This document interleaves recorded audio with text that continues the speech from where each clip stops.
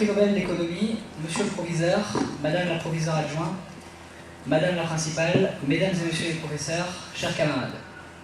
Nous voudrions tout d'abord remercier monsieur le proviseur et les professeurs du lycée, plus particulièrement madame Mouret, pour leur aide quant à l'organisation de cette rencontre.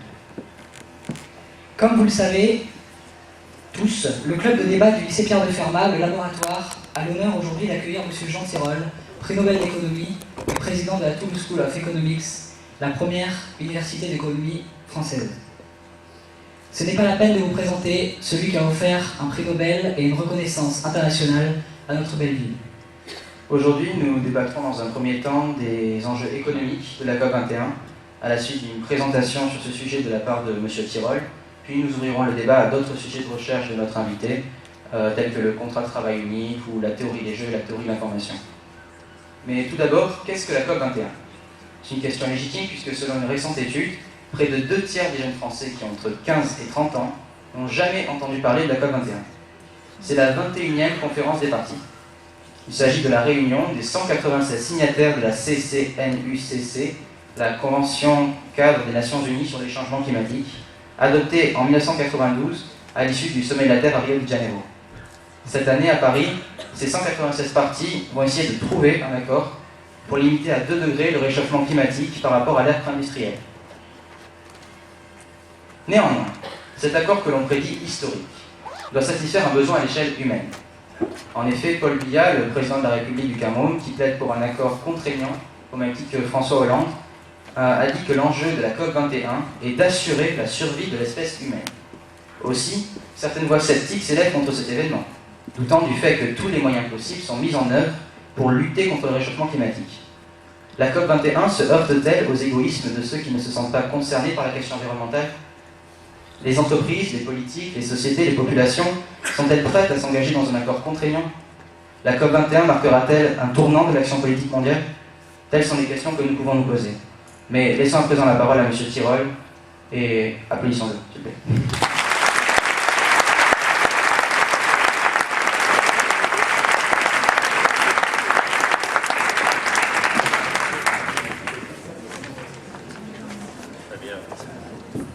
Ça marche, merci beaucoup. Tout d'abord, merci pour votre accueil, et puis je voudrais remercier les élèves, le club des débats de m'avoir invité, et évidemment le lycée Pierre de Fermat. Je suis vraiment très heureux d'être ici aujourd'hui. Et puis effectivement de parler de la COP21, des statistiques montrant que beaucoup de jeunes ne connaissent pas la COP21, c'est quand même très inquiétant étant donné ce qui va arriver à notre planète si on continue à se comporter de la façon dont on s'est comporté depuis 25 ans. Alors avant on ne savait pas trop, mais depuis 25 ans au moins on dialogue sur ces questions-là et très peu de choses sont faites, donc c'est un peu ce dont je voulais vous parler aujourd'hui, puisque c'est un sujet vraiment très important. Alors après je vais en parler, je vais parler un petit peu, faire une présentation, et puis j'espère après qu'on aura une discussion sur ces sujets, effectivement sur tout autre sujet dont vous voulez discuter. C'est aussi pour ça que je suis là aussi un peu pour avoir un petit peu votre opinion et vos vues sur ces choses-là. Alors, je vais commencer par 3 diagrammes simplement pour comprendre l'enjeu, parce qu'on parle toujours de limiter le réchauffement climatique à 2 degrés Celsius. On en est très très loin, même avec les promesses, qui ne sont que des promesses, et je vais insister là-dessus. Il y a vraiment une question qui est très très inquiétante, non pas pour ma génération, mais malheureusement pour la vôtre et celle de vos enfants. Et je crois qu'il faut être extrêmement concerné par ce qui est en train de se passer en ce moment à Paris. J'ai très peur que le 11 décembre, il y ait des annonces très optimistes qui soient faites, comme ça a été le cas dans le passé, mais pas grand-chose, et qu'on se retrouve dans 6 ans, comme on s'est retrouvé, comme on se retrouve aujourd'hui après Copenhague en 2009. Donc les diagrammes que je voulais vous montrer, c'est les suivants. Donc le premier diagramme, c'est un peu la croissance des émissions, qui est en jaune, de CO2, qui est un des gaz à effet de serre, par rapport au PIB. Alors, le CO2, sur 50 ans, en gros, à partir des 1960, le PIB, le revenu mondial, s'est accru, évidemment, heureusement, et les émissions n'ont pas cru aussi vite, parce qu'en fait, il y a quand même des progrès technologiques, donc on arrive à rendre, par exemple, les centrales à charbon plus efficaces, produire plus d'électricité pour une consommation de charbon donnée, etc. Donc, il y a quand même des progrès technologiques, il y a des énergies non renouvelables, il y a des choses comme ça, qui fait quand même que par unité de PIB mondial, on diminue les émissions. D'accord? Mais ça, c'est très insuffisant, comme le montre le diagramme, qui là porte sur 1990-2060. On estime que pour rester en dessous des 2 degrés Celsius, on va avoir le PIB qui va continuer à monter énormément, on l'espère, parce qu'on espère quand même que des pays comme l'Inde, comme tous les pays émergents, vont accroître leur niveau de revenus. Mais il va falloir baisser énormément la consommation de CO2, il faut la diminuer. Et donc vous voyez tout de suite l'inflexion de la courbe, on n'est plus du tout dans une trajectoire qui va nous mener un peu comme ça, à peu près à ce point-là. Il va falloir vraiment faire des efforts absolument considérables. Et ces efforts ne seront pas gratuits. Alors ça, je veux insister là-dessus. Si combattre l'environnement, ça nous permettrait d'avoir plus de pouvoir d'achat, plus de croissance, etc., on le ferait déjà.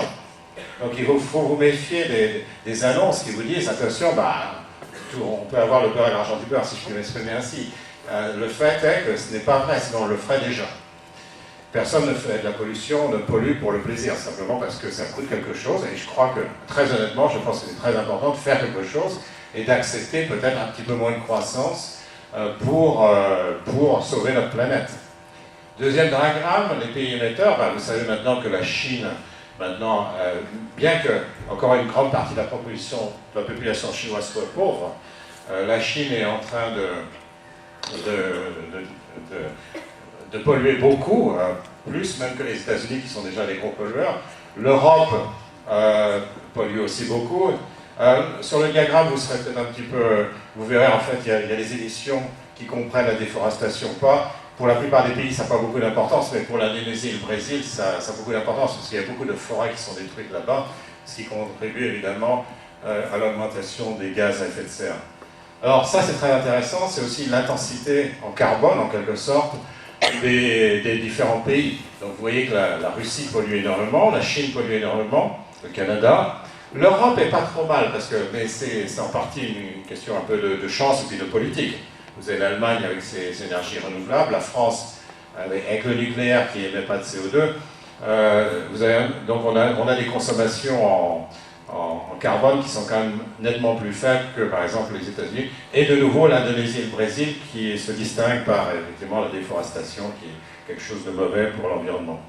Mais ça vous dit quelque chose quand même, parce que il va falloir, ce diagramme et le précédent, ça veut dire qu'il y a un peu une anomalie. Si vous voyez la Chine qui va continuer à croître, moi j'étais en Chine il y a un mois et tout le monde me demandait, mais on n'a plus que 6,9% de croissance. Alors, vous dites effectivement, non, il y a des problèmes dans l'économie chinoise, mais enfin bon, c'est vrai qu'il faut relativiser un peu. Mais c'est vrai, ils ont encore énormément de pauvreté, ils ont beaucoup de richesses maintenant, c'est vrai que c'est un pays qui s'est beaucoup développé, mais il va continuer à croître. Et vous voyez la pollution. Il y a aussi cette anomalie de pays comme l'Inde. Le jour où l'Inde va vraiment se mettre à croître, bon, ils ont fait des progrès, vous voyez un peu la pollution, si on ne fait rien, la pollution qui va se passer.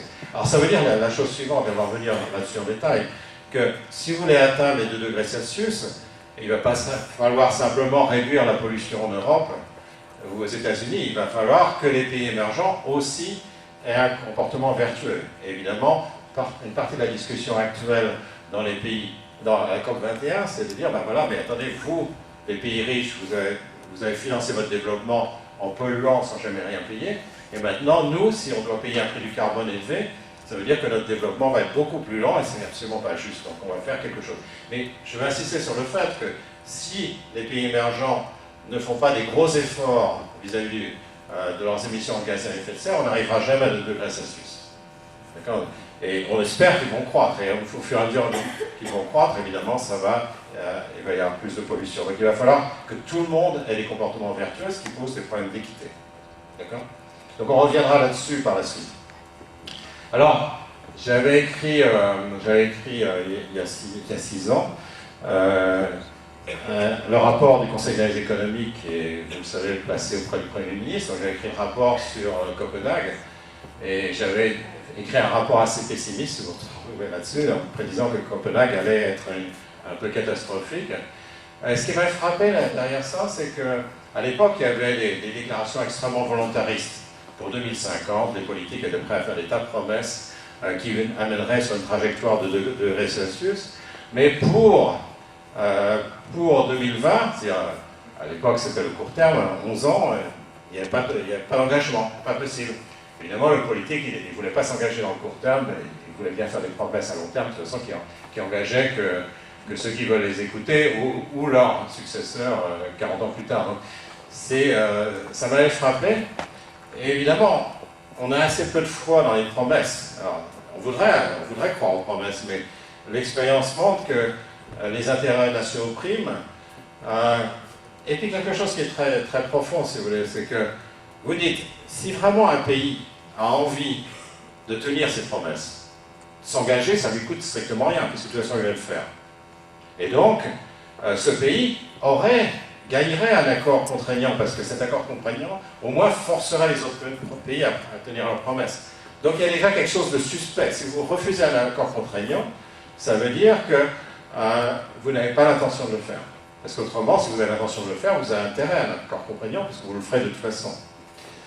Donc j'étais assez pessimiste, et malheureusement, je dois vous avouer que je suis assez pessimiste pour la COP21. Je ne veux pas vous déprimer aujourd'hui, mais et j'espère que je me trompe. J'espère que je me trompe. Vraiment, parce que c'est vraiment très très important.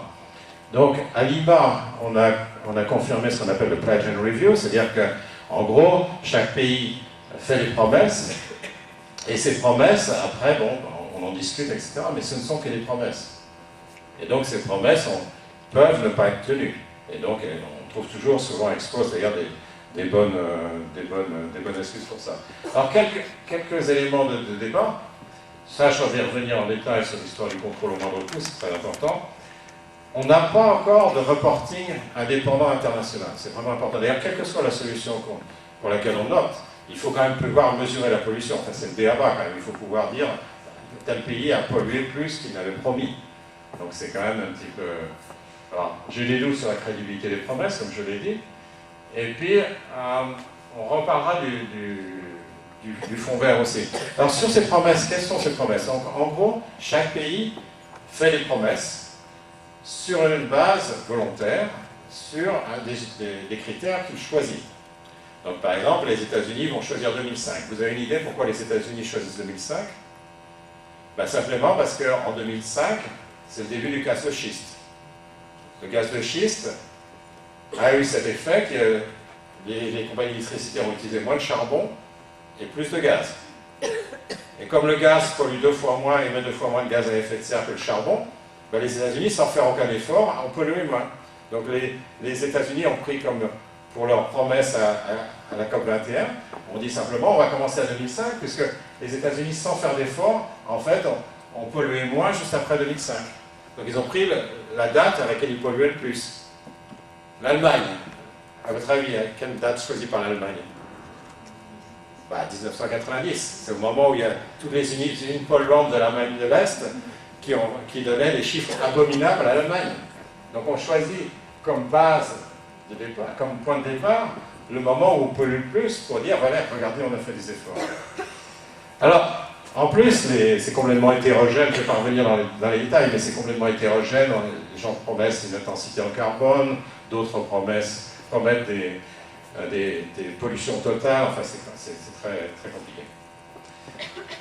Je reviendrai sur ces trucs-là. Alors, je voudrais vous dire quand même que le coût de l'attentisme est extrêmement élevé. Ce qu'on va avoir, à mon avis, à la COP21, comme on a eu un peu à la Copenhague, c'est les promesses ambition zéro. Ambition zéro, pour comprendre ça, il faut comprendre que même si on a l'intention de rien faire de spécial, la pollution va diminuer par unité de PIB. Parce que simplement, il y a le progrès technologique. Et donc, on va avoir une diminution de la pollution par unité de PIB. On va aussi vouloir en diminuer parce qu'il y a des dommages collatéraux. Si vous voulez, par exemple, vous avez une usine à charbon. Cette usine à charbon va émettre des gaz à effet de serre, le CO2, mais va aussi émettre des polluants qui créent des pluies acides, qui sont des pollutions locales. C'est le SO2 et les NOx, les oxydes de nitrate. Donc, vous avez des dommages collatéraux locaux que les pays eux-mêmes, mais des pays même très égoïstes, vont vouloir combattre. Et donc, il y aura des efforts qui seront faits de toute façon. quoi qu'il arrive, même si on n'a pas d'accord international, même si on se fiche complètement des pays étrangers, on va avoir des efforts. On va avoir des efforts. Un pays comme la Chine, c'est quand même 1,5 milliard de personnes. Donc, et en plus, la Chine est très exposée au réchauffement climatique. Ils vont faire des efforts quoi qu'il arrive. Donc, il y a des raisons pour lesquelles on peut avoir une ambition zéro, mais cette ambition zéro, c'est-à-dire celle qu'on ferait de toute façon, même s'il n'y avait pas d'accord international, ne suffira pas. On restera très très très loin des 2 degrés Celsius. Alors, d'un point de vue de théorie des jeux ou d'un économiste, on dit simplement qu'il y a un problème de passagers clandestins. Le problème de passagers clandestins, ça veut dire que chacun se comporte de façon égoïste, évidemment, fait du mal aux autres pays. D'accord? Et pourquoi? Parce que, réfléchissez un petit peu, quand vous mettez une installation verte, par exemple une usine d'électricité verte, de l'éolien ou du solaire, etc., le coût supplémentaire, vous supportez 100% du coût supplémentaire. C'est la France, par exemple, qui va payer tout le coût. Mais les bénéfices, eux, ils sont diffus. C'est toute la terre entière qui en profite. Ça veut dire que la France, par exemple, n'aura peut-être qu'1% des bénéfices. Je dis ça un peu au hasard, ça dépend de la population, de l'exposition au réchauffement climatique, etc. Mais ça veut dire que quand vous investissez 100, vous allez tirer un bénéfice de 1. 1% des bénéfices, non, pas forcément, les bénéfices sont élevés, mais vous allez en tirer une petite partie des bénéfices. D'accord? Les autres bénéfices, ça sera en gros les autres pays. Et en plus, ces bénéfices iront à des générations futures qui n'ont pas encore le droit de vote. D'accord? Vous voyez tout de suite le problème. C'est un problème de passagers clandestins. Et on se comporte tous, toutes les nations se comportent comme des passagers clandestins. D'accord? Il y a trop peu d'efforts. Alors, il y a des arguments encore pires, je ne veux pas vous déprimer, mais il y a des arguments encore pires. C'est-à-dire que si l'expérience internationale et nationale montre que si vous gardez des équipements polluants, le jour où vous aurez une vraie négociation, vous allez avoir des compensations. C'est ce qui s'est passé dans pratiquement toutes les négociations internationales. Donc ça ne vous donne pas vraiment davantage d'intérêt à à investir dans la technologie verte. Donc ça, c'est vraiment très grave, si vous voulez. Et c'est l'économie de base. C'est exactement ce que vous pourriez prédire. C'est ce qui se passe depuis maintenant 25-30 ans, qu'on sait qu'il y a du réchauffement climatique. Et enfin, c'est sûr maintenant depuis un certain nombre d'années. Et donc, les égoïsmes nationaux priment. Chaque pays, clairement, défend son truc, alors qu'il y a des gains pour le monde entier qui sont gigantesques. Parce que ça va être une catastrophe si on continue comme ça. Donc c'est pas très drôle. Qu'est-ce qu'on doit faire à ce moment-là? Qu'est-ce qu'on doit faire? Il y a des questions simples et il y a des questions difficiles. Les questions simples, je dirais, c'est un peu la question économique. On a géré depuis longtemps des polluants divers de façon assez réussie. C'est-à-dire qu'on a éliminé un certain nombre de pollutions. Comme on a éliminé d'autres problèmes de passagers clandestins. Par exemple, un autre problème de passagers clandestins, c'est la pêche. Typiquement, vous allez pêcher plus parce que vous voulez plus de poissons, et vous allez vendre plus de poissons. Mais évidemment, ça veut dire qu'il n'y a plus de poissons et puis le poisson disparaît. Les espèces en voie de disparition, ou même si elles ne sont pas en voie de disparition, simplement qu'il n'y a plus beaucoup de poissons. Donc il y a trop de pêche, par exemple, c'est le problème classique. Et donc, on a résolu ça grâce à des quotas de pêche. Pas toujours, parce qu'évidemment, chaque pays en veut plus. Chaque pays est égoïste, on veut plus de pêche pour ses ressortissants nationaux. Donc, mais je reviendrai sur l'expérience, on a beaucoup d'exemples dans lesquels on a réussi à vaincre une pollution de façon remarquable. Alors, je vais revenir sur la façon dont on le fait en pratique, mais ça, c'est le problème économique. Et mon point de vue, c'est que le problème actuel n'est pas un problème économique, on sait faire, c'est un problème géopolitique.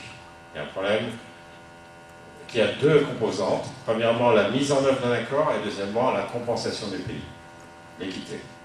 D'accord? C'est ça la question numéro 1. Alors, les économistes, dans l'ensemble, ont tendance à dire, il faut qu'en gros, je simplifie énormément, c'est beaucoup plus compliqué que ça, mais la vision de base, c'est qu'il est donné un prix au carbone.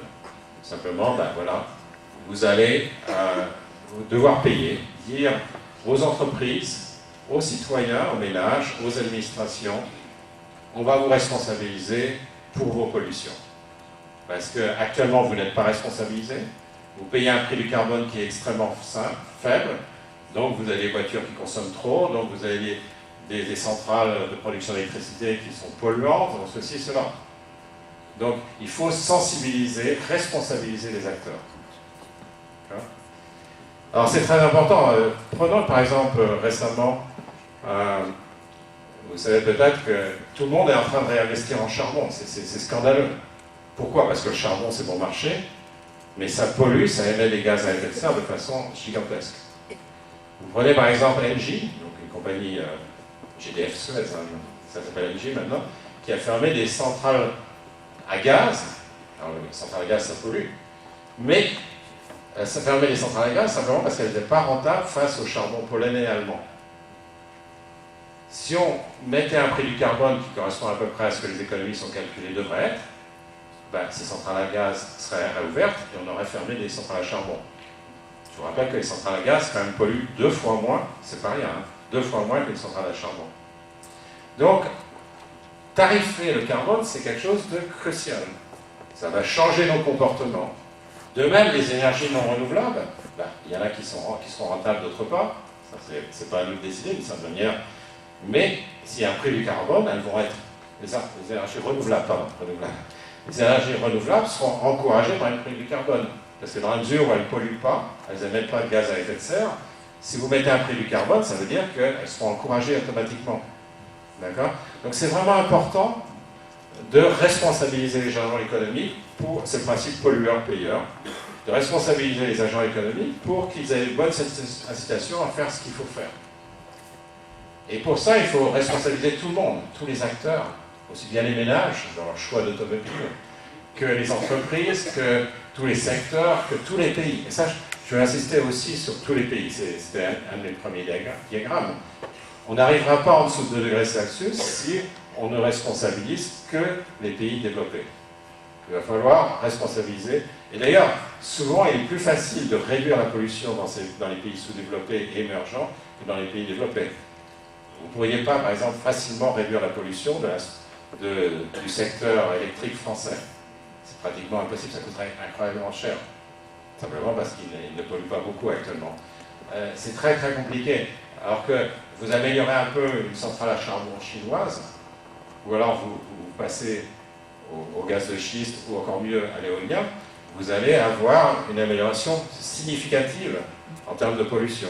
Donc ça c'est vraiment important, il faut des signaux économiques qui responsabilisent les agents. Et c'est quelque chose qu'on a fait pour beaucoup d'autres choses. Alors, je vais vous expliquer, par exemple, alors, il y a 2 façons de le faire. Hein. Et là, je vais vous dire tout de suite, les économistes ne sont pas d'accord là-dessus. Mais à mon avis, c'est totalement secondaire, parce que dans la situation où on est actuellement, où on ne fait rien, quasiment rien, on est proche du greenwashing, pour être honnête, hein, on ne fait quasiment rien, savoir si on veut l'un instrument ou l'autre, c'est vraiment complètement secondaire. Le premier instrument, c'est la taxe carbone. La taxe carbone dit, voilà, vous devez avoir, on a calculé, 50 € par tonne de carbone. Et après, ça augmente au cours du temps. C'est-à-dire que chaque fois qu'on émet une tonne de carbone, les ménages, les entreprises, les administrations devraient payer 50 €. Actuellement, on en est très loin. Le prix du carbone dans la plupart des pays est à 5, 8 €, 10 €, ça dépend des pays. D'accord? On en est très très loin, les efforts sont très faibles, c'est très peu incitatif. Et c'est pour ça d'ailleurs qu'on garde des technologies incroyablement polluantes. Il y a un pays qui a fait un effort, c'est depuis 1990, la Suède. La Suède a une taxe carbone à plus de 100 € la tonne, avec des tas d'exemptions, attention.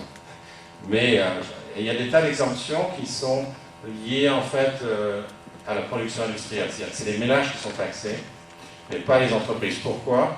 Parce que les Suédois ont réalisé qu'effectivement, s'ils taxaient beaucoup leurs entreprises, étant donné que dans les autres pays, il n'y a pas cette taxe, il y a un phénomène de délocalisation qui risque de se passer. Donc les gens iront produire dans des pays qui laissent polluer, d'accord? Ou alors, peut-être sans délocalisation, simplement les entreprises nationales vont perdre les parts de marché parce que les autres seront moins chers, parce qu'ils ne paieront pas pour la pollution. Et donc, c'est ce qu'on appelle le phénomène des fuites. Donc les Suédois, en 1990-91, ils ont mis en place leur taxe carbone très élevée. Ils ont décidé de faire ça essentiellement pour les ménages. S'il y avait eu un accord international à l'époque, ils auraient fait ça aussi pour les entreprises, parce que l'argument de fuite n'aurait pas tenu. Alors c'est très intéressant parce que les Suédois, je vous rappelle, c'est quand même pas les plus exposés au réchauffement climatique quand même. C'est vraiment pas les plus exposés, et eux, ils ont le courage de le faire. Ils ont eu le courage de le faire, avec évidemment, comme partout, une opinion publique qui dit « Ah non, non, moi je ne veux pas de taxe. Pourquoi vous m'imposeriez une taxe? Je ne veux pas de taxe. » Ils l'ont fait. D'accord? Alors ça, c'est la première approche, c'est une taxe carbone.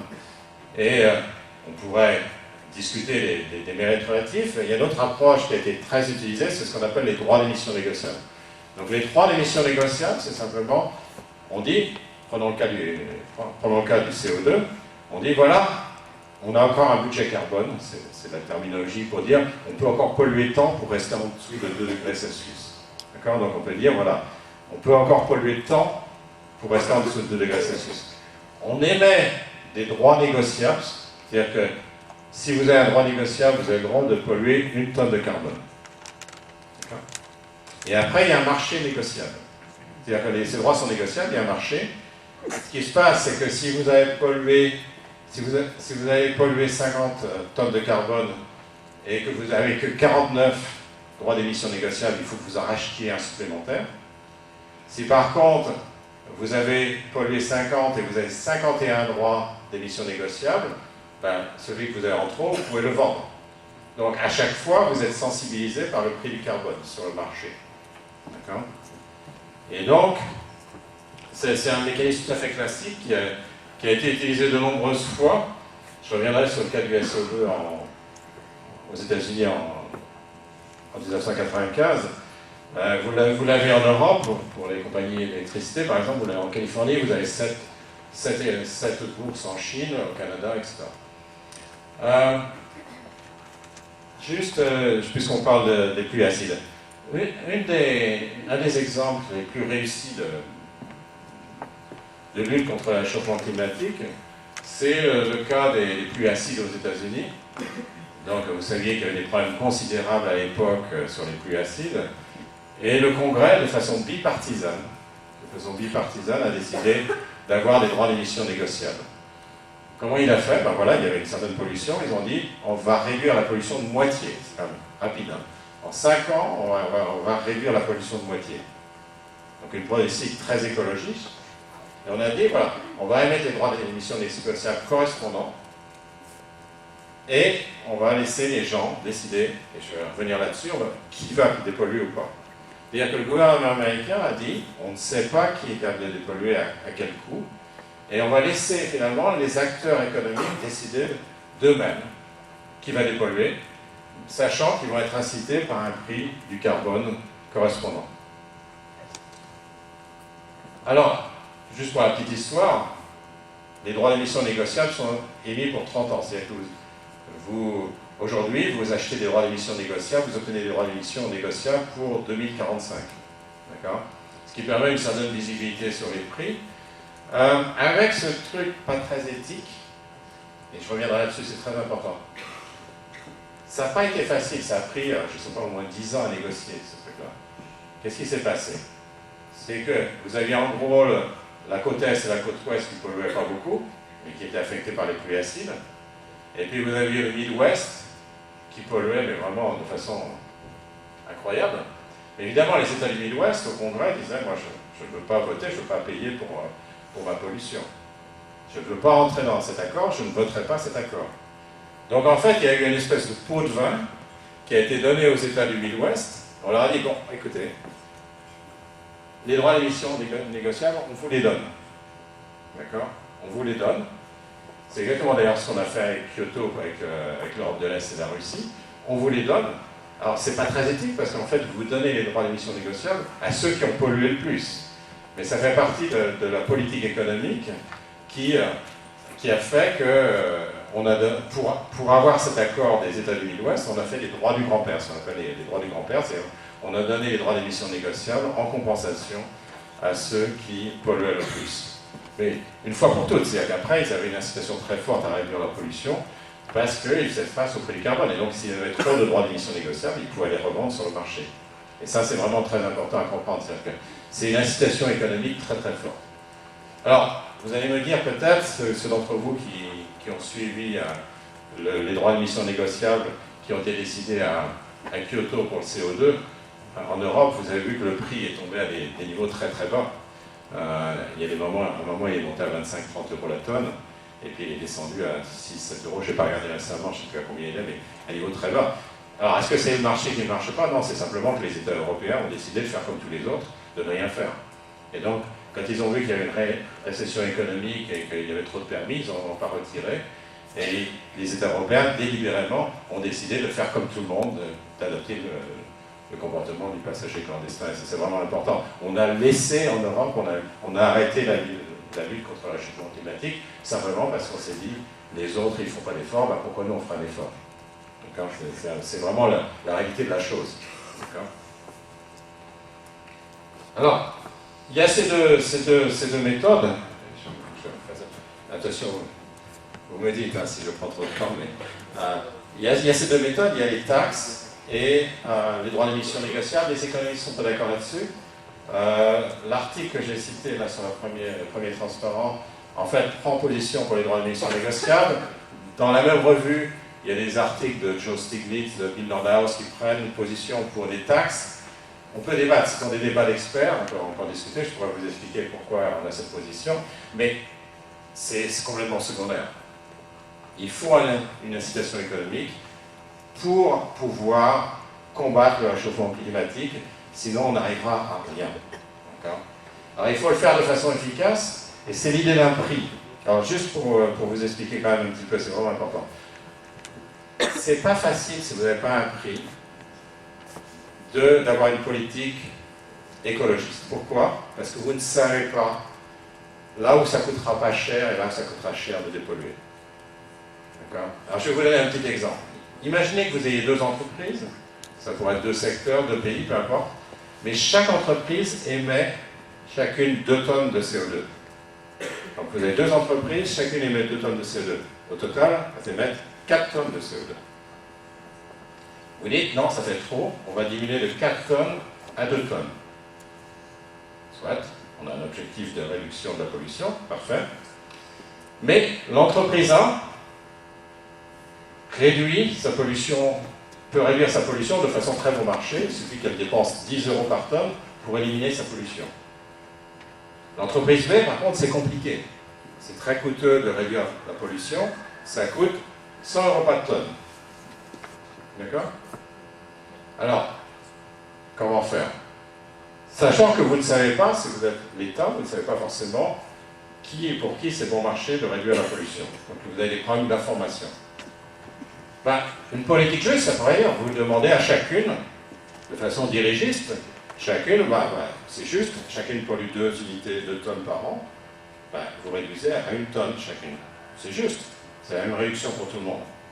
Seulement, ça coûte très cher. Parce que la première, ça va lui coûter 10 € la tonne, pour la tonne évitée. La deuxième, ça va coûter 100 € la tonne. Donc le coût total pour la société, ça va être 110 €.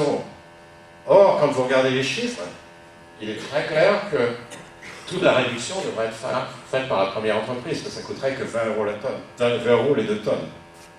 D'accord? Et donc, l'idéal, c'est effectivement que ce soit l'entreprise A qui fasse tout l'effort, et l'entreprise B qui ne fasse aucun effort.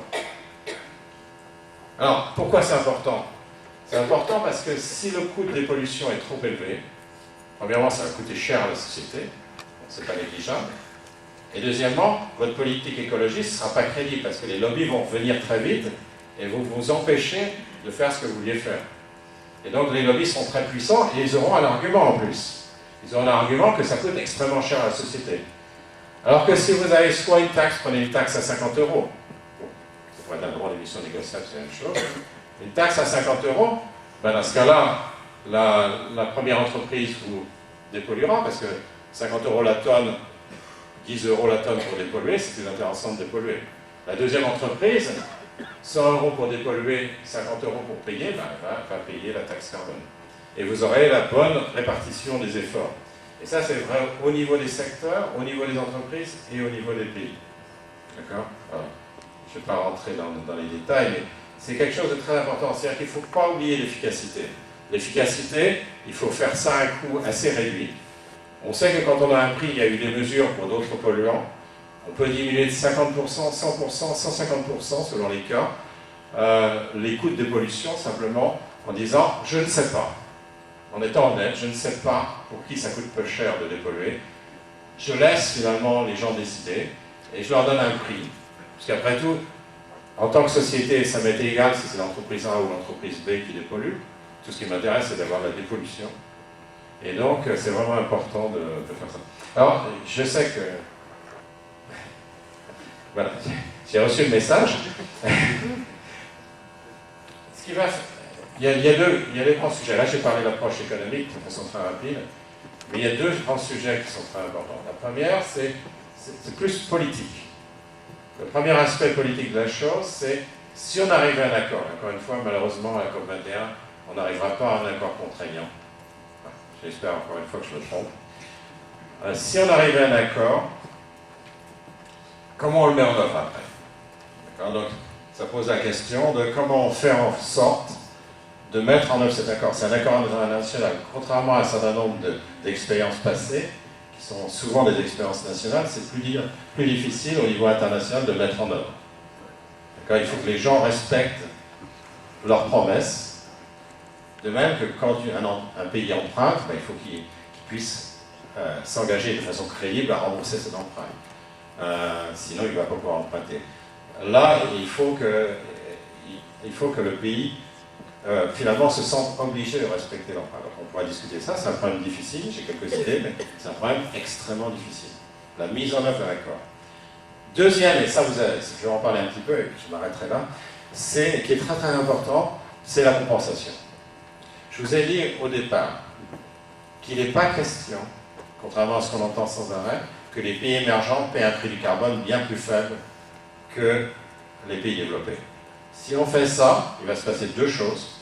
La première, c'est qu'on ne va jamais arriver à 2 degrés Celsius. Et la deuxième chose, c'est qu'il y aura des fuites. C'est-à-dire que les pays riches vont délocaliser leurs entreprises. Pour l'instant, on ne le fait pas beaucoup parce que le prix du carbone est tellement ridicule qu'on ne va pas délocaliser les entreprises françaises ailleurs parce que, de toute façon, elles paient un prix du carbone qui est très faible. Mais si vous avez un prix du carbone sérieux, là, on est en train de parler de 50 €. N'oubliez pas, on est en train de parler de 50 € la tonne si on fait les choses au niveau mondial. Donc si on fait uniquement dans les pays développés, il faudrait sans doute monter à, je ne sais pas, je ne connais pas les chiffres, mais à 100, 200 € la tonne. Vous savez immédiatement que les entreprises vont délocaliser, ou si elles ne délocalisent pas, de toute façon on va acheter finalement des biens chinois ou des biens, peu importe. Mais finalement, la production va quand même se passer dans des pays où il y a de la pollution. Donc il y a ces deux problèmes. Il y a des problèmes considérables si on n'a pas un prix uniforme. Alors, ceci dit, les pays émergents et les pays en voie de développement ont raison quand ils disent « Attention, vous avez financé votre développement, nous on a le droit de financer notre développement. » Bien sûr qu'ils ont raison. On l'oublie trop souvent. Mais, je dirais, ce qu'il faut faire, c'est pas les inciter à se comporter de façon polluante. C'est pas l'idée. Je pense que c'est une politique stupide de les inciter en disant « Vous inquiétez pas, vous ne paierez pas pour votre carbone. » Parce que là, on les encourage à se comporter de façon extrêmement polluante. Ce qu'il faut, c'est les compenser. Et c'était l'idée à Copenhague, d'ailleurs, d'utiliser un fonds vert. Vous avez entendu, on pourra en discuter, et je m'arrêterai là parce que je pourrais en parler pendant un quart d'heure, du fonds vert, mais de donner de l'argent aux pays en voie de développement. Ce qu'on se refuse à faire actuellement, on se refuse à donner de l'argent de façon conséquente aux pays en voie de développement pour les compenser en échange, c'est important, effectivement, qu'ils acceptent le prix des carbone. Voilà, donc je pense que le problème politique est extrêmement important. Quand on est économiste, on ne s'intéresse pas seulement à l'économie, on s'intéresse aussi aux autres sciences sociales, et on s'intéresse bien entendu à la politique, parce qu'une politique économique qui n'est pas acceptable politiquement, ben ça ne sert pas toujours à grand-chose. Donc, il faut aussi penser à cette dimension, et c'est la dimension la plus délicate, la plus difficile dans les négociations actuelles, mais je pense qu'on est très très loin de ce débat actuellement, malheureusement. Et il va falloir quand même qu'on fasse quelque chose. Je pense que plus on attend et plus ça va devenir coûteux, plus ça va devenir catastrophique pour les générations futures. Et donc il faut qu'à un moment ou à un autre, on arrête de dire, la question économique, on sait faire. On l'a déjà expérimenté avec beaucoup d'autres polluants. Maintenant, on attaque la dimension politique et on met les cartes sur table. Et qu'on ne mélange pas tout dans un grand débat qui finalement ne sert qu'à faire du greenwashing. Et, enfin, je suis très cynique là, mais un peu trop. Et que finalement on retarde avec les conséquences que ça aura pour le reste de la planète. Je vous remercie.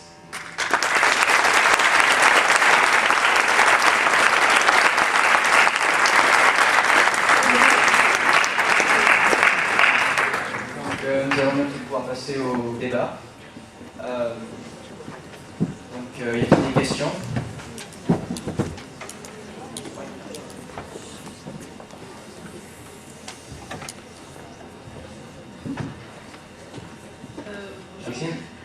Au quotidien, appliquez-vous la règle de l'économie circulaire? Je prends les questions ou je réponds une à une. Peut-être qu'on peut faire un groupe de questions. Ouais, on peut en prendre plusieurs. Comme vous préférez. Vous en prenez plusieurs, peut-être?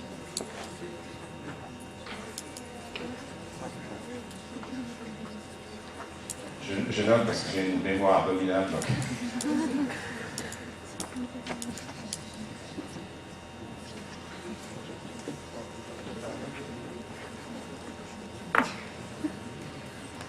Moi, ma question, ce serait, est-ce que vous pensez vraiment que renoncer aux réglementations du Code du travail, ça signifierait la fin du chômage?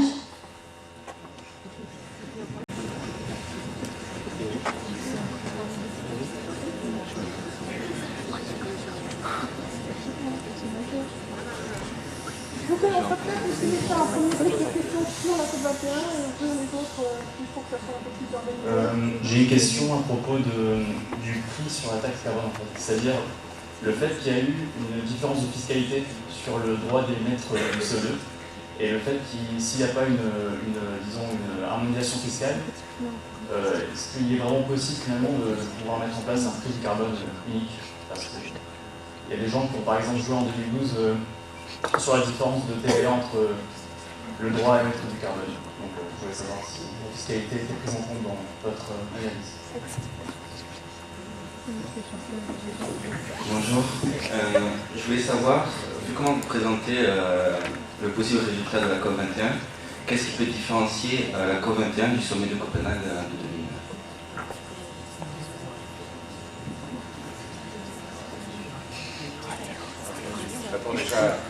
Il y a déjà, on reviendra peut-être sur le travail par la suite. Sur la COP21, donc l'économie circulaire, je vais dire 2-3 mots sur l'économie circulaire, c'est vrai que, bon, en tant que citoyen, on a tous nos comportements, on essaie quand on peut d'être plutôt citoyen.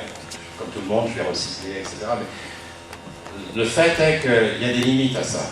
C'est-à-dire qu'à un moment ou à un autre, il faut toucher au portefeuille.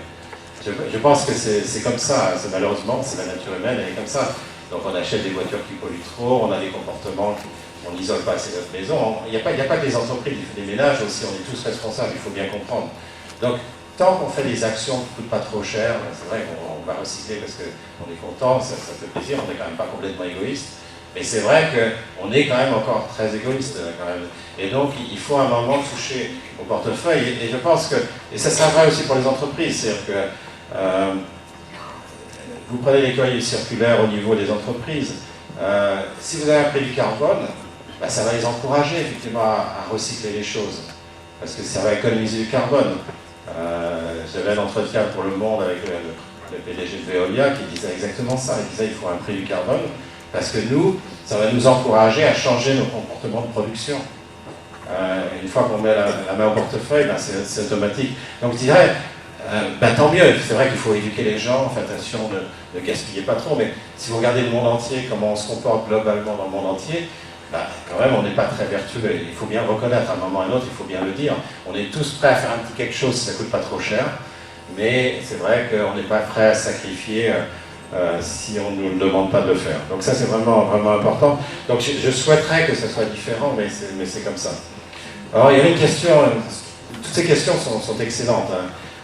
L'harmonisation fiscale, c'est une des difficultés effectivement, parce que on peut pas, la réponse est très simple, c'est-à-dire qu'il faut que vous payiez la taxe carbone ou le prix du carbone pour être incité à faire des efforts. D'accord ? Et le danger, c'est que vous ne le payez pas. Donc, c'est d'ailleurs une des raisons pour laquelle je pense qu'un des droits d'émission négociables au niveau des pays sont plus efficaces que la taxe carbone. Parce que la taxe carbone, sur un certain nombre de choses, vous pouvez très bien la compenser. D'ailleurs, c'est exactement ce qui a été fait en France en 2015. Oui. Elle a été compensée automatiquement par une taxe, par une baisse de... Alors, c'est plus la TIPP, c'est la voilà, c'est la taxe sur les produits pétroliers. On a compensé automatiquement. Donc, on a changé la fiscalité, donc il n'y avait plus aucun effet incitatif. Donc, continuez à acheter un 4x4. En gros, c'est ça qu'on disait aux gens. Quoi. Et c'est vraiment... c'est un petit peu... Tant qu'on ne donne pas l'incitation, je pense que c'est un petit peu ce qui se passe. Et c'est très important pour la fiscalité. Et ça va être très très difficile, si vous voulez. Ça va être extrêmement difficile de surveiller la taxe carbone au sein des pays. Ne serait-ce que parce que déjà maintenant les pays peuvent imposer une taxe carbone et ne le font pas. Donc, qui dit demain si on a une taxe carbone internationale comme propose un certain nombre d'économistes, comment on va pouvoir contrôler au sein des pays que cette taxe carbone est mise en œuvre? La compensation est un exemple, mais il y a beaucoup d'autres questions. Il faut quand même aussi aller mesurer au niveau des entreprises, etc. Il faut aller mesurer ça, il faut quand même la volonté de le faire. Si le pays ne veut pas le faire, il ne le fera pas. Donc ça, c'est un peu un problème d'économie politique qui est très important. Alors, la troisième question, c'est les objectifs pour la COP21. Les objectifs pour la COP21, malheureusement, c'est pas de la faute effectivement des négociateurs, de toute façon c'est mal parti depuis un bout de temps. Je pense qu'il faut qu'ils aient le courage avant de dire il faut un prix du carbone. Là on commence à le dire vaguement dans les négociations actuelles, entre parenthèses, d'ailleurs c'est gardé entre parenthèses, on pourrait, c'est même pas mentionné que le prix devrait être élevé, qu'il devrait être uniforme. On a très très peur, les politiques de tous les pays ont très très peur de leur opinion publique et ils ne veulent pas trop se lancer. Et je pense que si déjà on disait, attention, on va avoir un prix du carbone, on va avoir une gouvernance qui va avec, je n'avais pas parlé, une gouvernance internationale, et puis après on négocie la compensation, qui est le sujet, comme je vous dis, le sujet vraiment difficile. Qui va donner à qui, en gros? Qui va recevoir?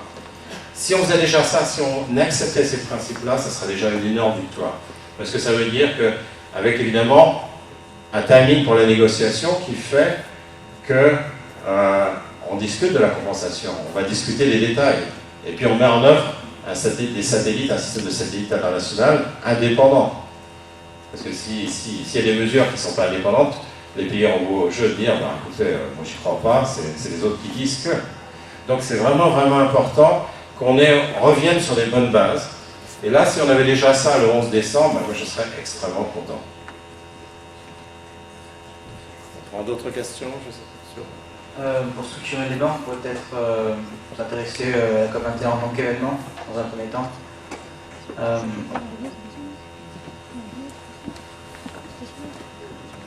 Je voudrais vous poser une question par rapport à un marché du carbone. Est-ce qu'il n'y aurait pas possibilité de pouvoir de marché de certains pays qui ont justement une position qui polluent davantage, je pense à la Chine, et également en termes sur le sujet de la compensation, vous parlez d'un fonds vert, mais si c'est un fonds doté en capital, est-ce qu'il ne serait pas plus intéressant de leur donner des droits à polluer gratuits, supplémentaires, plutôt que de donner des fonds? Parce qu'il peut y avoir aussi un problème de fuite. Alors, ce sont des questions vraiment très très bonnes et je pense que sur le premier, vous avez tout à fait raison, c'est-à-dire que des pays comme les États-Unis et surtout la Chine sont des très gros pays, donc il y aura du pouvoir de marché sur ces marchés de droits d'émission négociables. Donc ce qu'il faut, c'est essayer de faire en sorte qu'il n'y ait pas trop de pouvoir de marché, donc de faire en fait, c'est un truc un peu technique, de faire en sorte en fait que ils vendent un certain nombre de leurs droits à terme, comme on fait par exemple sur les marchés d'électricité. C'est-à-dire que quand il y a les marchés d'électricité où il y a 2-3 entreprises qui ont beaucoup de pouvoir de marché, on les force à vendre leur électricité à l'avance, de sorte que quand elles manipulent les prix, elles le manipulent sur le delta, sur la petite différence après à la marge. Et du coup, ça leur fait perdre leur pouvoir de marché. Mais c'est une très très bonne question. Effectivement, c'est une inquiétude, c'est une de mes inquiétudes que la Chine et les États-Unis, si on ne fait pas les choses correctement, auront beaucoup de pouvoir de marché et pourront manipuler les prix du carbone. Ça, c'est vraiment très important. Alors après, sur le fonds vert, ben oui. Sur le fonds vert, moi j'avais un petit peu de réticence vis-à-vis du fonds vert, non pas sur le principe, j'étais d'accord avec le principe, mais sur la façon dont c'était fait. C'est-à-dire que c'est un peu comme quand on dit on va donner de l'argent pour combattre telle ou telle maladie, les politiques se rencontrent dans un forum disant oui, on va donner beaucoup, puis après ils ne donnent pas. Ils ne donnent pas pour une raison qui est très claire, c'est-à-dire que le jour où ils reviennent à la maison, imaginez que vous êtes aux États-Unis et vous allez voir le sénateur du Texas et dire vous allez voter pour donner de l'argent à l'Inde. Là, vous savez déjà que ça ne va pas marcher. Ça ne va pas marcher, les gens voteront contre. Et en fait, la façon dont c'est passé, alors c'est pas ce que je veux dire n'est pas très démocratique et pas très politiquement correct, mais la façon dont c'est passé à Kyoto, la façon dont ça s'est passé pour le SO2, etc., c'est qu'on a effectivement donné des permis, des droits d'émission négociables discrètement à ceux qui polluaient déjà. Ou on pourrait, dans ce cas particulier, les donner aux pays en voie de développement. Leur donner des droits d'émission négociables. Alors, c'est la même chose finalement, fondamentalement c'est la même chose. J'imagine que le sénateur du Texas va dire, ben oui, on leur a pas donné de l'argent, on leur a donné des droits d'émission négociables, des droits d'émission négociables à 50 €, donc on leur donne le temps. Ceci dit, moi j'enseignais au MIT en 1990 quand s'est passé cette loi sur le SO2, dans le Boston Globe, qui était le journal de Boston, j'ai jamais vu un seul article disant on est en train de donner énormément d'argent aux États du Midwest. Personne n'avait remarqué, alors que c'était totalement évident. Personne n'avait remarqué. Alors j'imagine que c'est un argument qui est quand même assez faible, parce que j'imagine quand même que les gens vont s'en rendre compte. C'est un peu un déni de démocratie, mais ça a marché. Kyoto, c'est la même chose. J'ai jamais vu un article en France qui disait regardez tout cet argent qu'on donne à la Russie et à l'Europe de l'Est pour leur faire signer Kyoto. Parce qu'on leur a pas donné de l'argent, on leur a donné des droits d'émission négociables, qui évidemment étaient la même chose. Enfin bon, c'est compliqué, c'est compliqué. Mais effectivement, au lieu d'utiliser le fonds vert, on pourrait aussi bien leur donner des droits d'émission négociables. C'est incitatif, donner des droits de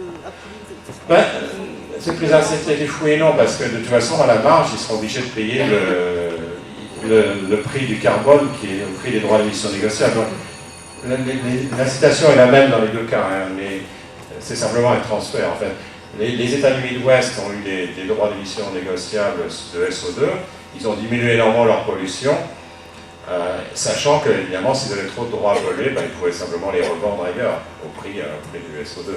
Donc, c'est très incitatif, c'est permis gratuit, c'est simplement une redistribution, c'est comme un transfert d'argent, en fait, de facto.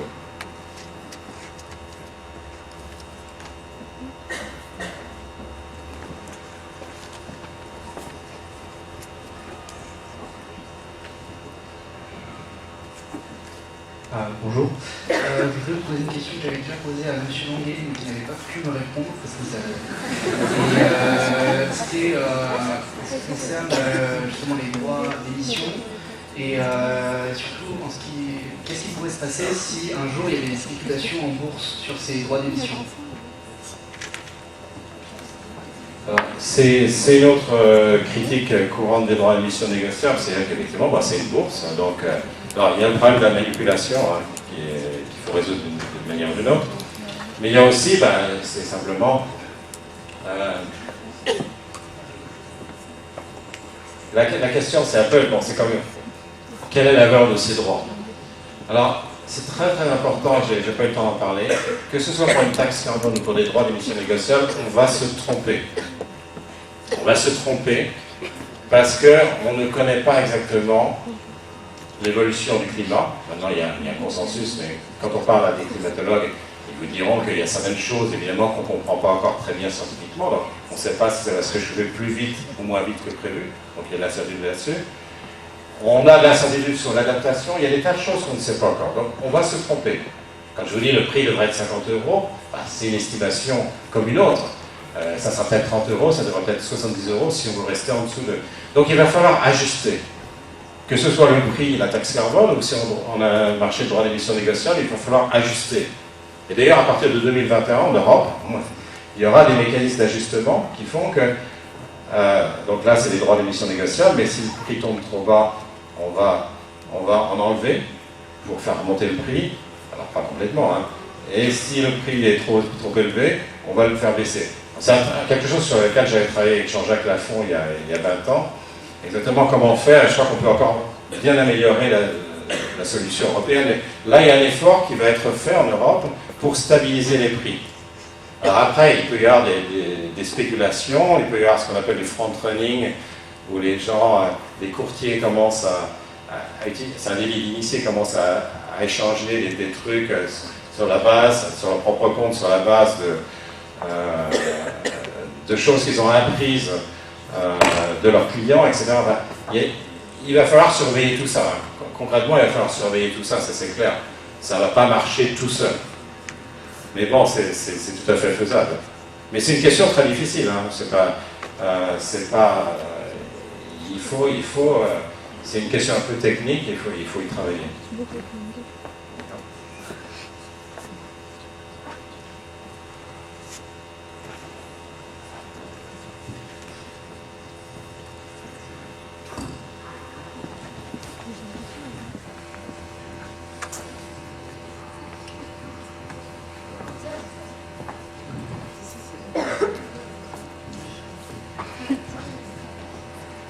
Alors oui, je voulais savoir s'il y avait, est-ce qu'il y a un avant et un après la COP 21 ? Ben, j'espère qu'il y a un après. C'est un peu, oui, c'est un petit peu compliqué, hein, comme je vous l'ai dit. Je pense qu'il y aura des déclarations très optimistes. Après, non, ben, je crois qu'il faudrait quand même qu'on prenne conscience du problème.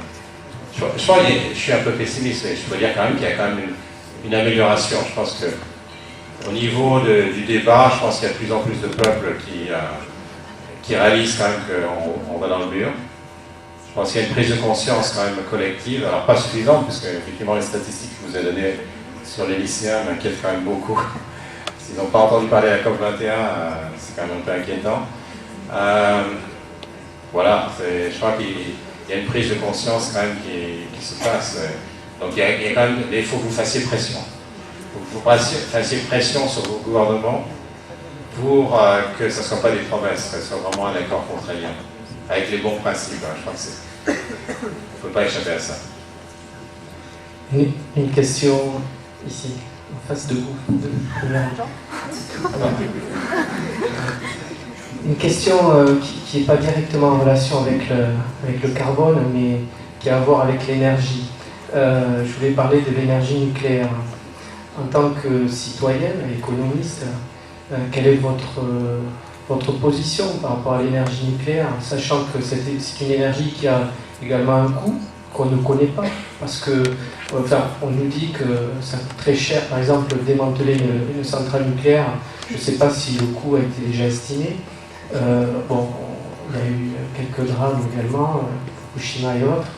Et donc, on voit bien qu'il y a une gêne, une très forte gêne, quand on aborde le problème du nucléaire par rapport aux ressources énergétiques. Alors, est-ce que, en tant que citoyen et économiste, qu'est-ce que vous pouvez nous en dire ?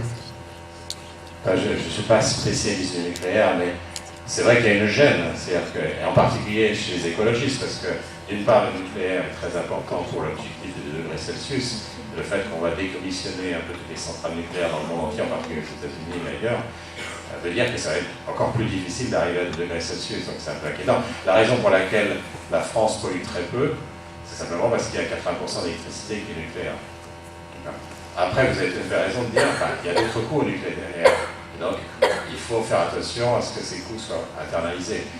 Et on a des chiffres, et c'est là où je ne suis pas du tout spécialiste, sur effectivement combien ça va coûter de démanteler du nucléaire.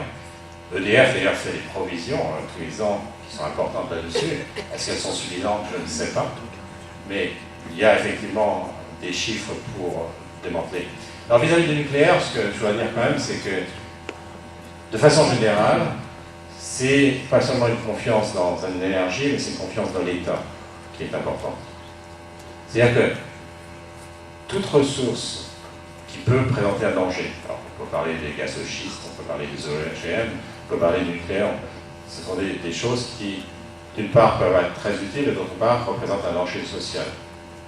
Donc, la réponse évidemment de l'économiste, c'est tout de suite de dire, ok, on fait attention et on contrôle, l'État doit contrôler. C'est une autre externalité, après tout, c'est comme le carbone, c'est une autre externalité qui est imposée à la société. Donc il faut contrôler ces choses-là. Le jour où on a confiance dans l'État, c'est faisable. Et je pense que le débat sur le gaz de schiste est très intéressant aussi.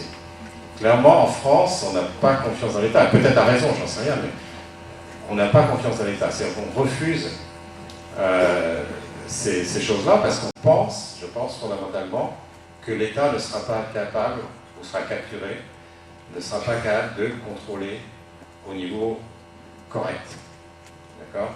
Et là, on sait très bien, et le nucléaire, on peut avoir cette interrogation, on a bien vu que quand même il y a eu, alors évidemment en Union soviétique, on le savait, mais dans d'autres pays, ça peut être dangereux, effectivement, de prendre des risques sur des choses qui ne sont pas suffisamment surveillées. Mais je dirais ça pour tout. La crise financière, j'imagine qu'il y aura des questions sur la crise financière. La crise financière, on dit toujours que c'est une défaillance des marchés. Bien sûr, c'est-à-dire qu'il y a des gens qui se sont engouffrés dans une brèche, qui se sont comportés de façon peu éthique. Mais c'est fondamentalement une défaillance de l'État. C'est-à-dire que l'État n'a pas fait ce qu'il fallait pour surveiller les banques. Et donc, finalement, pour toutes ces choses-là, on arrive à une question fondamentale. Est-ce qu'on a confiance dans notre État, qu'il soit indépendant des lobbies, qu'il soit capable de réguler de façon sérieuse, de contraindre les entreprises à faire ce qu'il faut? Et c'est là qu'est la réponse, fondamentalement. C'est là qu'est la réponse.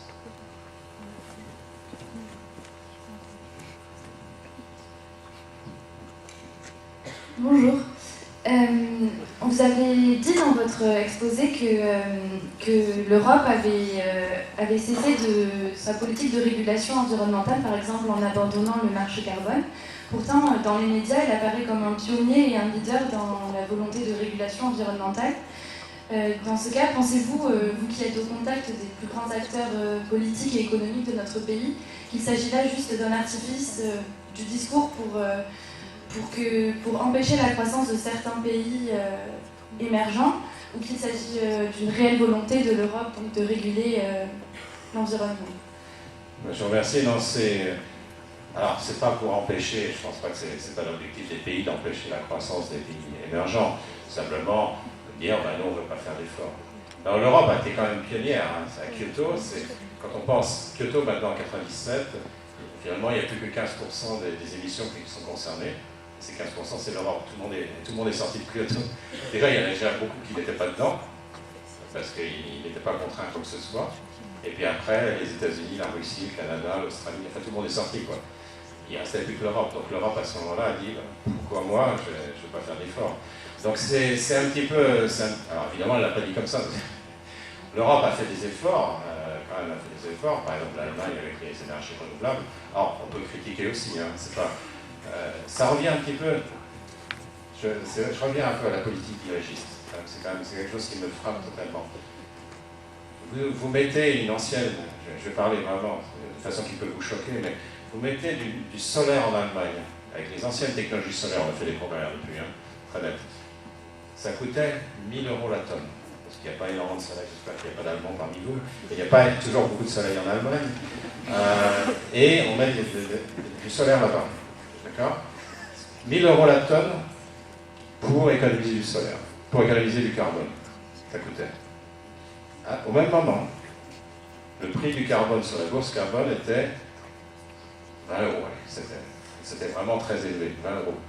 Ce que ça veut dire, c'est qu'avec les 1 000 €, on aurait pu économiser au lieu d'une tonne de carbone, 50 tonnes de carbone. Alors, vous pouvez penser que c'est une politique écologique, mais ce n'est pas très clair que c'est une politique très écologique, puisque ça veut dire qu'avec cet argent, on aurait pu économiser 50 tonnes de carbone ailleurs. Donc, c'est compliqué. Et vous regardez la carte des États-Unis sur le solaire, par exemple. Vous imaginez que le solaire, ça se trouvera au Nevada, au Texas, etc. Il y a plus de solaire dans le Massachusetts ou New Jersey ou à New York que dans le Nevada, si je me sens bien. Il y en a beaucoup dans la Californie quand même. Mais dans le Texas ou le Nevada, vous en avez très peu. C'est complètement délirant. Le solaire doit être là où il y a du soleil. Il ne doit pas être en Allemagne, il doit être au Maroc, il doit être en Espagne. Voilà. Donc, si vous aviez un prix, c'est ce qui se passerait. Mais là, vous avez une espèce de mécano. Vous avez des gens qui veulent dire, moi j'ai fait des efforts, et qui dépensent de l'argent pour faire ces efforts, qui pourraient économiser beaucoup plus de tonnes de carbone ailleurs. Et c'est ça qui est vraiment très important, c'est qu'il faut comprendre les mécanismes économiques, parce que sinon on fait des choses qui sont absurdes. Ceci dit, les Allemands ont fait beaucoup d'efforts avec l'éolien et le solaire, quand même, il faut bien le reconnaître. Mais bon, on est plus vertueux que les autres, mais enfin, c'est relatif, en absolu, on n'est pas très vertueux.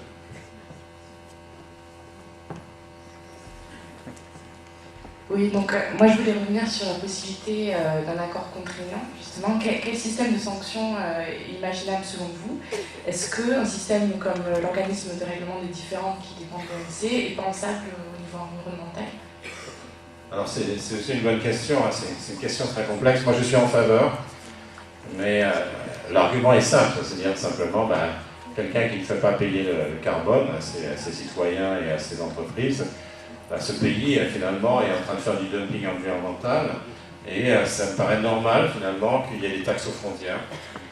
Alors les taxes aux frontières, il ne faut pas qu'elles soient décidées par les pays eux-mêmes, parce que ce qui se passe, c'est que si les pays ont le droit de faire des taxes aux frontières, ils vont utiliser ça de façon protectionniste.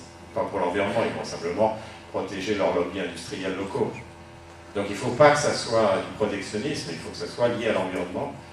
Et pour ça, il faut que ce soit l'OMC qui le fasse. Maintenant, convaincre l'OMC de le faire, je ne pense pas que sur le principe ce soit difficile, et dans le passé il y a des gens qui en ont parlé.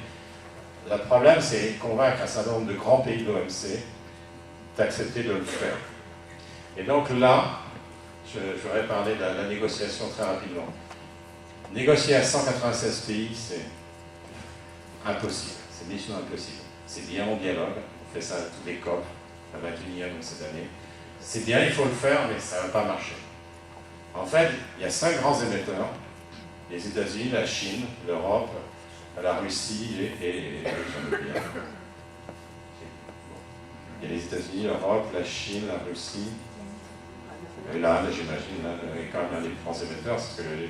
Et vous avez, disons, peut-être 5 autres qui polluent énormément, et puis on pourrait faire ça au niveau du G5, au niveau du G20. On pourrait avoir une négociation. Si vous avez déjà à avoir, par exemple, les 5 grands émetteurs qui sont d'accord sur les principes et qui mettent après la pression sur les autres, qui mettent la pression sur l'OMC, là on a peut-être une petite chance. Là, si on commence, là on est en train de négocier sur des politiques, enfin sur des promesses, qui sont complètement hétérogènes, on ne sait même pas sur quoi on négocie, qui sont des promesses, et puis on négocie sur les compensations. Donc il y avait 196 pays, moi je veux un peu plus, je veux donner un peu moins. C'est totalement impossible. Donc il va falloir définir de façon très stricte les règles de négociation. Et ça, je crois que c'est vraiment très important, à partir d'une coalition de grands pays émetteurs. Et puis après, accepter finalement de compenser les pays pauvres, puis c'est tout. Je crois que c'est la base. Je ne sais pas si on veut parler d'autres sujets aussi. Oui, j'aurais une question. Vous parliez de la confiance, de la relative confiance des Français dans leur État et du dirigisme économique. Qu'est-ce que c'est selon vous un État moderne? Moi j'ai une vue un peu particulière sur ce sujet, qui n'est pas une vue toujours très populaire, mais en France en tout cas. C'est que cet État finalement, on a un État qui est très, très important en France, qui est très omniprésent, qui représente quand même 57% du PNB, et je n'ai pas d'objection à ça. On peut décider de vivre dans un État avec beaucoup de services publics très efficaces, ou des États, après tout, si on ne veut pas de services publics, sans services publics. C'est un choix de société. Et donc, l'idée qu'on ait un État de welfare qui soit avec une protection sociale, un système de santé et un système d'éducation qui soit performant, c'est quelque chose que personnellement je trouve bien. À condition que cet État soit efficace, ce qui n'est pas le cas en France. Dans l'ensemble, il y a des exceptions, etc. Mais par rapport à les comparaisons internationales montrent que quand même on dépense dans certains secteurs trop. Et pour la même, si vous vouliez créer une vraie Europe, pas une Europe telle qu'elle existe actuellement, mais une Europe vraiment fédérale, avec un système de budget commun, avec un système d'assurance chômage commune, avec un système d'assurance dépôt commun, etc., il faut que les pays soient d'accord. Donc, tous les pays vont dire, mais à quelle sauce vous êtes mangé? Et c'est pareil au niveau de la pollution. Vous pouvez créer un gouvernement mondial, mais si vous ne dites pas qu'est-ce que vous allez faire avec ça, les États-Unis vont dire, moi, une règle majoritaire, ça ne m'intéresse pas. Même l'Europe va dire ça aussi, etc. Donc, les gens ne vont pas accepter, les pays ne vont pas accepter. Donc c'est quand même pas facile à construire, parce que les Nations Unies, c'est un lieu de dialogue fondamentalement, et ce n'est pas un lieu de contrainte. L'OMC, c'est une exception. L'OMC, il y a quand même certaines contraintes. Elles sont légères, mais elles existent. Là, vraiment, il y a eu un traité. Je pense que c'est vraiment important de comprendre que les États se sentent quand même un peu obligés de respecter leurs traités. Leurs promesses, ça c'est autre chose, mais les traités, ils se sentent dans l'ensemble obligés de les respecter. Et l'OMC, c'est quand même un cas où on a réussi quand même à imposer quand même du libre-échange. Tous les pays étaient d'accord dans l'ensemble que ça améliorait le bien-être mondial. On pourra discuter en détail, il y a des avantages et des inconvénients, mais là, les pays se sont mis d'accord pour le faire. Et donc, ça montre que c'est possible un accord. La couche d'ozone à Montréal, on a réussi à vaincre le problème de la couche d'ozone par un accord international. Bon, ça coûtait beaucoup moins cher, donc c'était plus facile. Mais on est arrivé à... Donc, je ne veux pas que vous sortiez de cette pièce complètement déprimée et pessimiste. Il y a quand même des façons, on peut y arriver. Justement, on peut y arriver, mais il faut poser les questions dans les bons termes pour qu'on y arrive. Bonsoir, je me permets de changer de sujet. Je suis juste à votre droite, voilà. Donc, en pleine période de non-inversion de la courbe du chômage, je voulais que vous en disiez un peu plus sur le contrat unique de travail et la possibilité même de l'existence d'un contrat unique de travail européen. Oui. Très bien, ça rejoint une autre question à laquelle je n'ai pas répondu précédemment. Donc effectivement, bon, je suis un peu jugé parti sur ce sujet, parce que j'avais, avec Olivier Blanchard, qui à l'époque était au MIT, qui était le chef économiste du Fonds monétaire international après, on a écrit ce rapport, pour dire, c'était en 2003, pour dire, il y a des problèmes qui duraient déjà depuis un certain temps sur le chômage, et puis on voit que les problèmes sur le chômage s'aggravent. Alors, le chômage est bien au-delà d'ailleurs de 10,5%. Vous savez très bien qu'il y a aussi beaucoup de chômage déguisé. Le chômage en France, et je ne vais pas vous le dire à vous, même si vous, élèves de Fermat, vous êtes assez privilégiés quand même, mais le chômage est une question quand même très importante en France, chez les jeunes et aussi chez les seniors. C'est-à-dire qu'on a un taux d'emploi en France chez les 55-64 ans qui est vraiment très très nettement en dessous des taux d'emploi dans les autres pays. En particulier les pays scandinaves, mais c'est vrai que vous perdez votre job quand vous avez 50 ans, c'est pas facile. Donc on a un problème de chômage, et le chômage, on l'oublie, est une des plus grandes inégalités.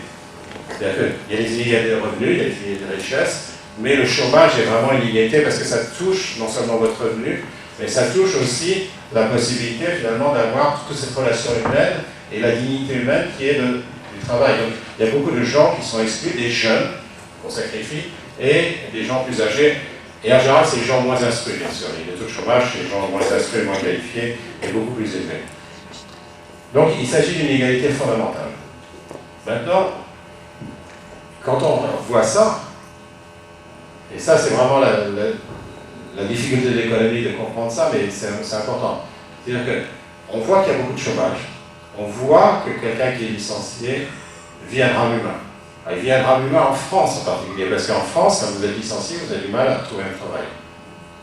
C'est beaucoup moins un drame humain dans les autres pays. Mais en France, on est licencié, c'est un drame humain.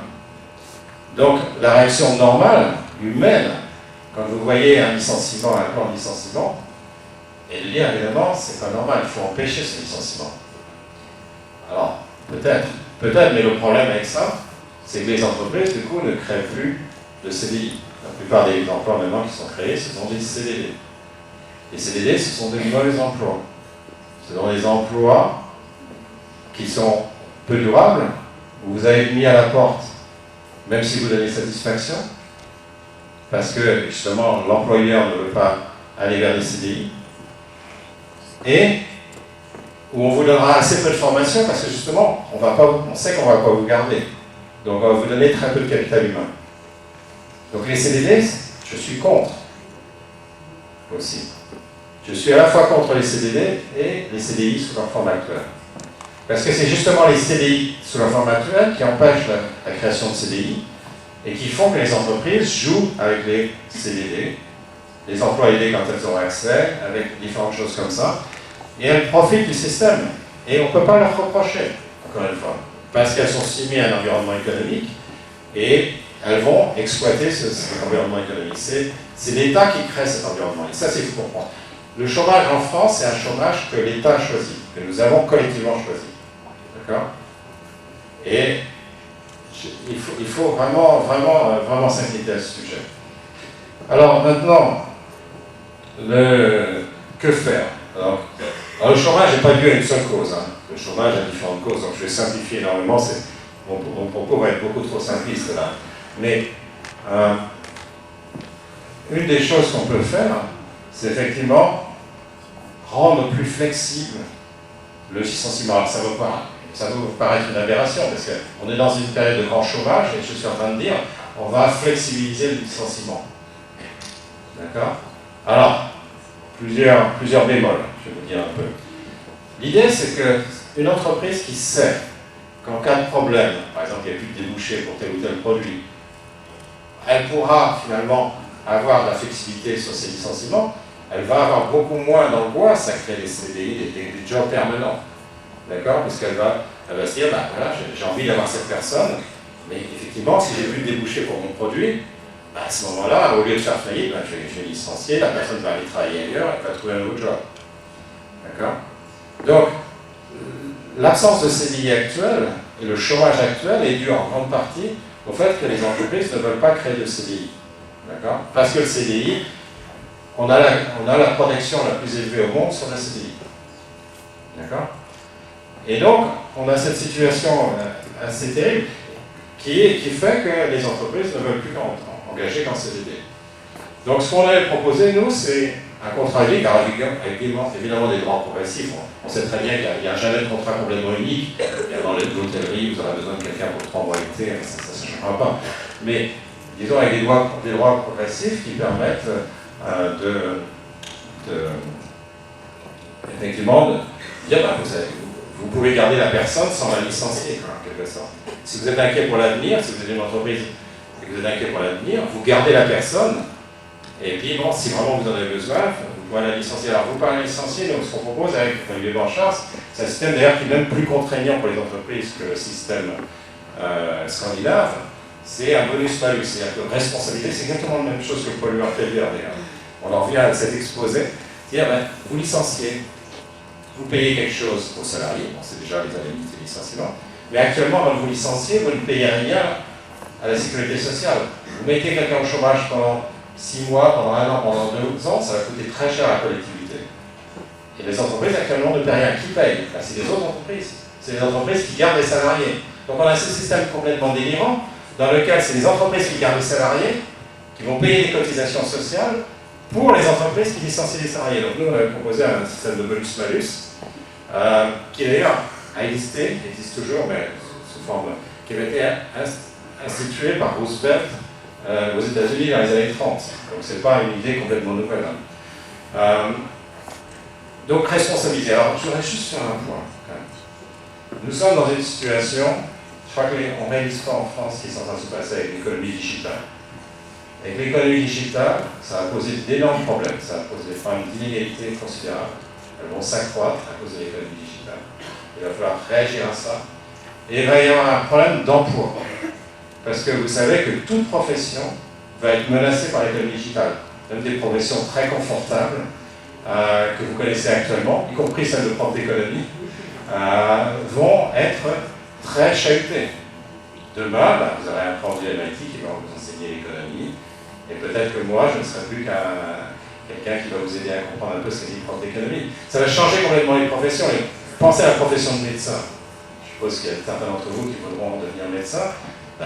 Pensez à quelle va être la profession de médecin dans 10 ans, dans 20 ans. Elle va être complètement différente. Et ça, c'est deux professions par rapport à l'autre. Transporteur, chauffeur de taxi, pour prendre une autre. Vous savez que dans 10 ans, il y aura des voitures sans chauffeur, la profession a disparu. La santé, tout va changer complètement. Ça a déjà commencé. Donc vous allez entrer dans une ère où il y aura énormément d'incertitudes. Ça a toujours existé, mais le progrès technologique avec le digital va amplifier tout ça. Donc vous aurez beaucoup d'incertitudes. Donc les entreprises, est-ce qu'elles vont embaucher dans un tel contexte? Non. Parce qu'elles savent que leur modèle économique va changer très rapidement.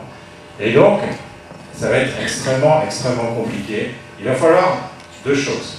Il va falloir beaucoup de flexibilité. Alors c'est coûteux pour les salariés, bien sûr, il faut se réajuster, il faut parfois changer de job, c'est très coûteux, mais on ne va pas y échapper. Et puis, il faut aussi changer le contexte, parce que le problème du chômage en France va s'aggraver. Si on ne fait rien, il va s'aggraver. Il va continuer à s'aggraver de façon... Enfin, là, il s'aggrave, parce qu'évidemment, économiquement, il n'y a pas de croissance, c'est compliqué, mais il est déjà élevé depuis très longtemps, hein. C'est pas une nouvelle, hein. C'est pas simplement la récession, c'est pas ça. C'est simplement, et avec la migration technologique, il va s'aggraver encore. Donc, c'est très important aussi pour vous, les élèves, que vous compreniez aussi ce qui va se passer. C'est-à-dire que les qualifications vont être cruciales. Depuis 20 ans aux États-Unis, il y a eu un changement considérable dans le travail, avec ce qu'on appelle une polyarisation, avec ceux qui sont assez instruits, qui marchent très bien, et avec la globalisation, etc. Et puis ceux qui sont moins instruits, qui souffrent beaucoup. Et à la fois au niveau individuel et au niveau collectif de la France, si on ne se prépare pas à cette mutation, je pense qu'on va être dans une situation incroyablement difficile. On ne réalise pas, la génération que je représente a quand même été relativement privilégiée, pas tout le monde, mais c'est vrai qu'on était dans un monde relativement stable, un monde en croissance, et là on est dans un monde qui va changer complètement. Et je crois que obtenir des qualifications, être prêt à changer son modèle et son métier va être absolument crucial dans le monde dans lequel on va arriver. Bien, nous allons maintenant conclure. Le débat se termine donc. Nous souhaitons encore, au nom de l'équipe, vous remercier d'avoir accepté notre invitation. Et bien sûr, à cet effet, il y a un cadeau qui vous attend à ça. Je crois que la minute aussi, le fondateur du Club Débat veut dire quelque chose.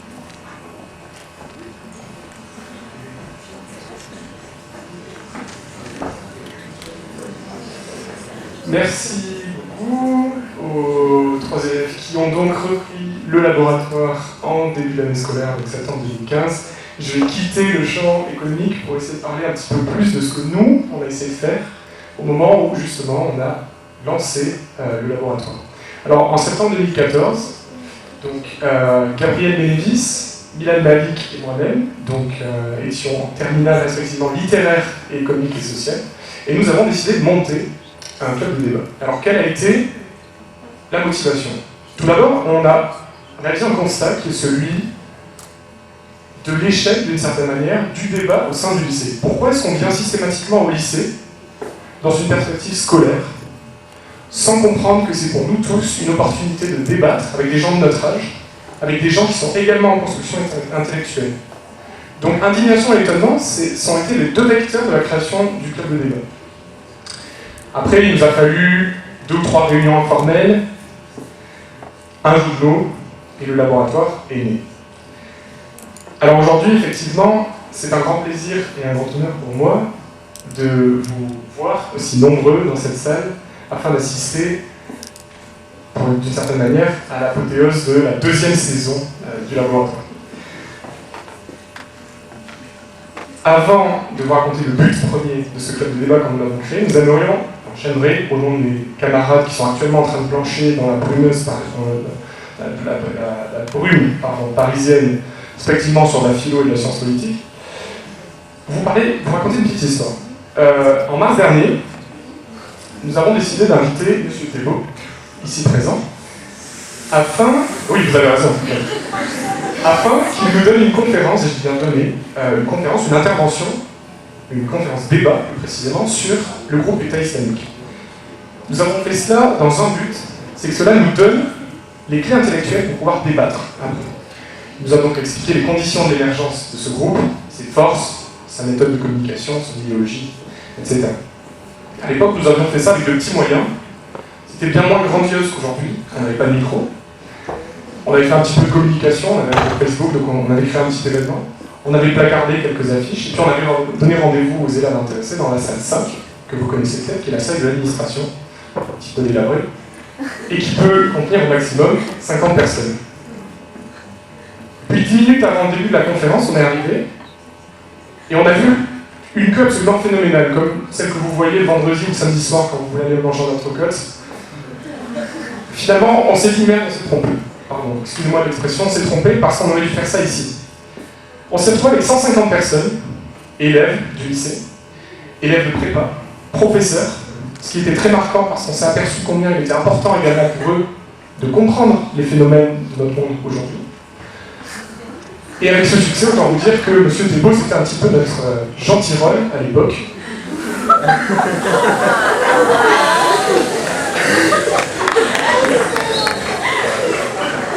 Et cette conférence a été effectivement un véritable succès. Alors, au-delà du succès de cette conférence débat, nous avons pris conscience de l'importance de proposer aux élèves des rencontres entre personnalités qualifiées, vous, M. Tirole, vous, M. Thébault, avec des élèves, des lycéens, en pleine construction intellectuelle. Car aujourd'hui, il me semble qu'on n'a plus vite fait de se faire des idées reçues et de les véhiculer, que de prendre le temps de comprendre les phénomènes qui nous entourent.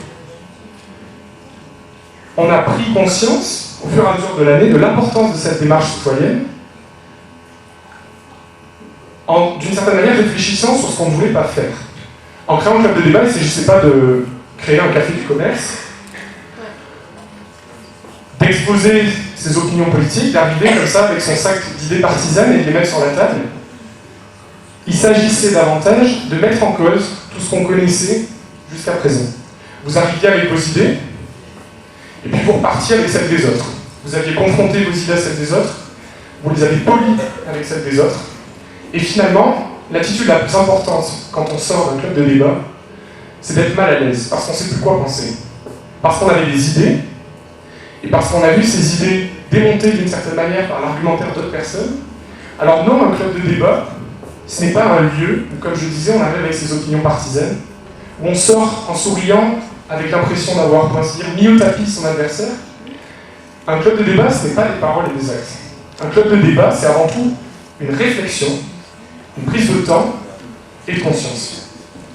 Alors à ce titre, et je pense que je parle actuellement au nom de Gabriel et Mylène, mais mes anciens et toujours mes actuels encore camarades, nous souhaitons remercier les 3 personnes ici présentes, actuellement premières il me semble, qui ont souhaité, avec courage, reprendre le laboratoire. Et je souhaite également remercier M. Tirole de nous avoir donné l'opportunité, de vous avoir donné l'opportunité, d'appréhender ces nouveaux phénomènes et les enjeux en particulier de la COP21. Et je pense qu'à ce titre-là, effectivement, si vous commencez à applaudir, il peut mériter des applaudissements.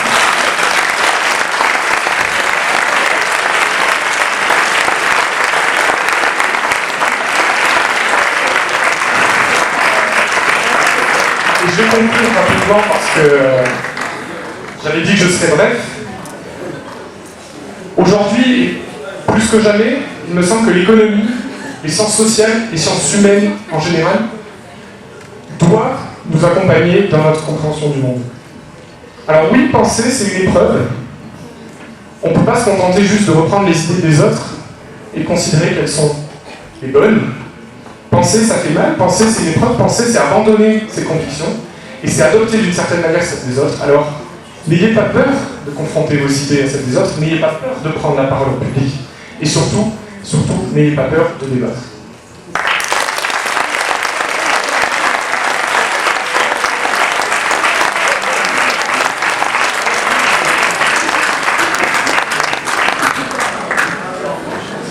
Nous allons maintenant continuer.